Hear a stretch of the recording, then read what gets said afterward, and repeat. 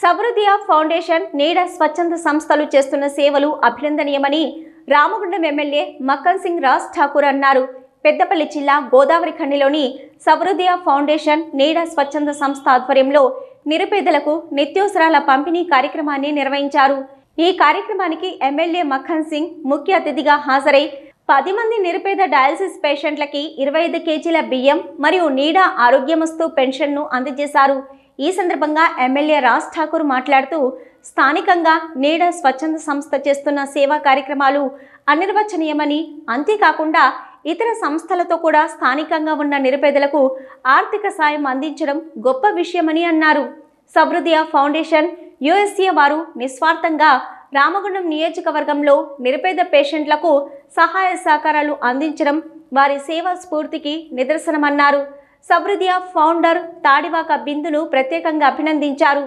ఈ కార్యక్రమంలో ఎమ్మెల్యే సతీమణి మనాలి ఠాకూర్, నీడ స్వచ్ఛంద సంస్థ అధ్యక్షులు పల్లెల రమేష్ గౌడ్, కాంగ్రెస్ పార్టీ నాయకులు పాల్గొన్నారు.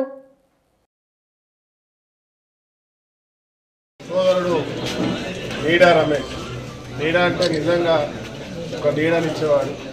ఎవరైతే కష్టాల్లో ఉంటారో వాళ్ళందరికీ తనకు తోచిన వరకు తన శక్తికి మించి 10 మంది మిత్రులతో సహా ఒక టీమ్గా ఏర్పడి ఈ ప్రాంతంలో గత చాలా సంవత్సరాల నుంచి అనేక సేవా కార్యక్రమాలు చేస్తున్నాం.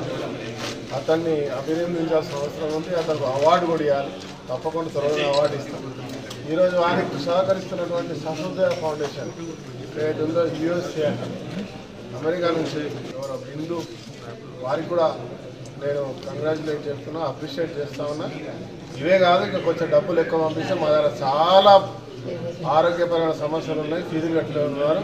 ఈ మెసేజ్ బిందు గారు చూడాలి. యుఎస్ఏ నుంచి కొన్ని కోట్ల రూపాయలు పంపిస్తే అందరినీ కలెక్ట్ చేసి ప్రాంతాల్లో అనేక సంక్షేమ కార్యక్రమాలు చేస్తామని.